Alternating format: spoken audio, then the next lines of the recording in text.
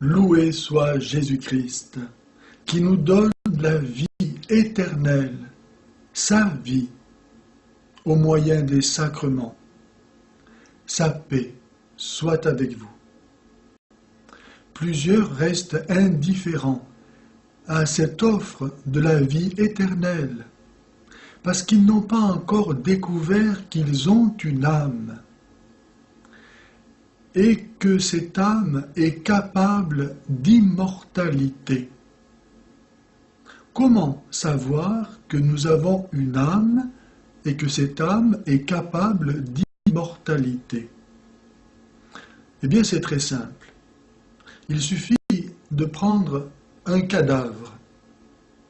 Je n'en ai pas là sous la main, afin que vous voyez de quoi il s'agit. Un cadavre est fait des mêmes éléments matériels que le corps vivant avant le décès. Et donc, cela nous prouve que pour qu'il y ait un être corporel vivant, il faut nécessairement un autre principe que celui de la matière. Car, avec le cadavre, nous avons la matière, mais nous n'avons pas un être corporel vivant. Cet autre principe nécessaire pour qu'il y ait un être corporel vivant, en plus de la matière, nous l'appelons l'âme.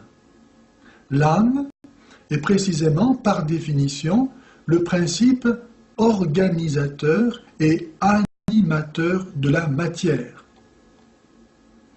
Lorsque la mort sépare l'âme du corps, le corps n'étant plus organisé et animé par la matière, voilà qu'il se désorganise, les éléments matériels se désorganisent et le corps n'est plus animé.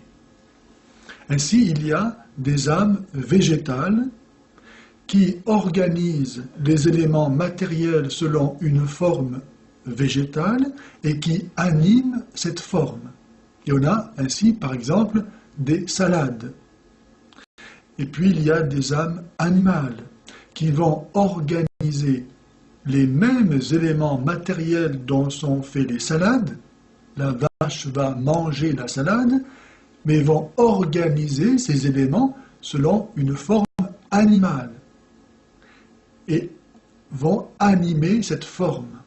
Il y en aura ainsi des vaches, par exemple. Et puis il y a des âmes humaines qui vont organiser les mêmes éléments matériels dont sont faits à la fois les salades et les vaches, mais ils vont les organiser selon une forme humaine, et vont animer cette forme, et on aura des êtres humains. Voilà comment on montre que l'âme existe.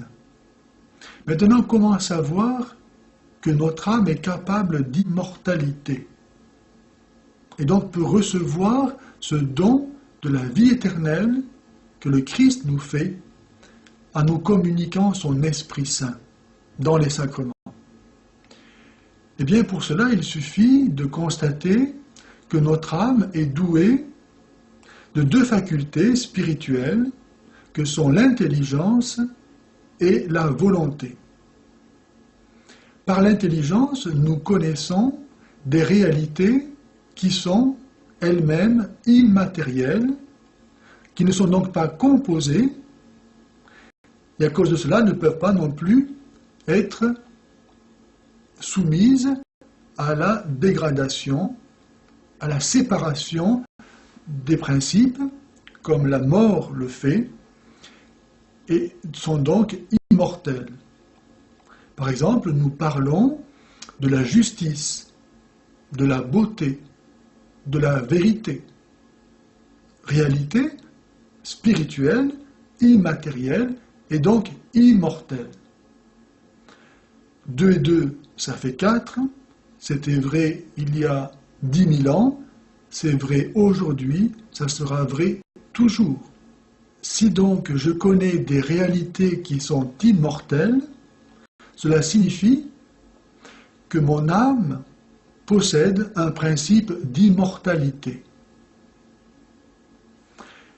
Ensuite, par la volonté, je me détermine librement pour tel ou tel choix.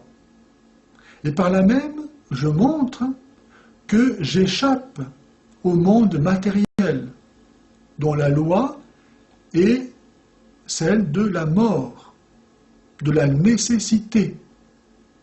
Tout ce qui appartient au monde matériel, et nous y appartenons par la matière qui compose notre corps, tout ce qui appartient au monde matériel est soumis à la loi de la nécessité.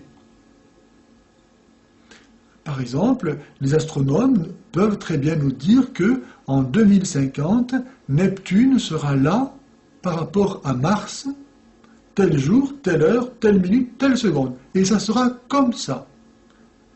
Parce que ça ne peut pas être autrement.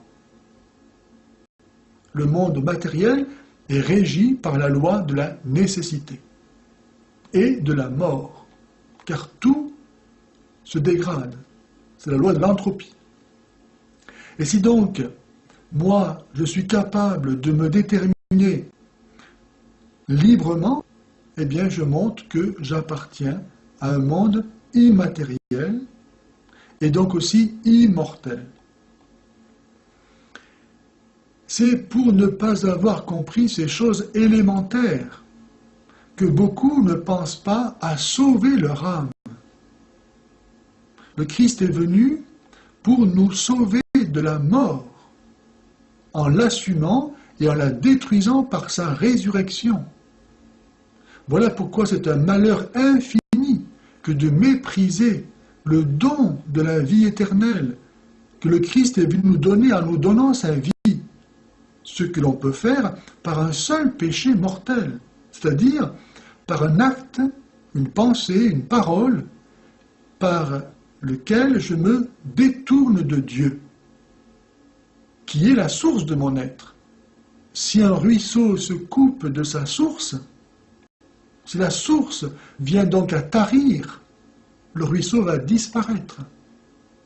C'est ce qui se passe pour l'homme lorsqu'il se coupe de Dieu, en transgressant ne serait-ce qu'un seul commandement, et une seule fois. Et comme il ne peut pas se redonner la vie à lui-même, s'il ne la reçoit pas de la miséricorde de Dieu par le Christ, eh bien, il est perdu.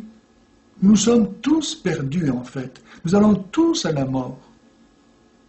C'est pourquoi c'est si grave de mépriser l'amour que le Christ nous a manifesté au prix de sa mort et de sa résurrection pour nous donner sa vie.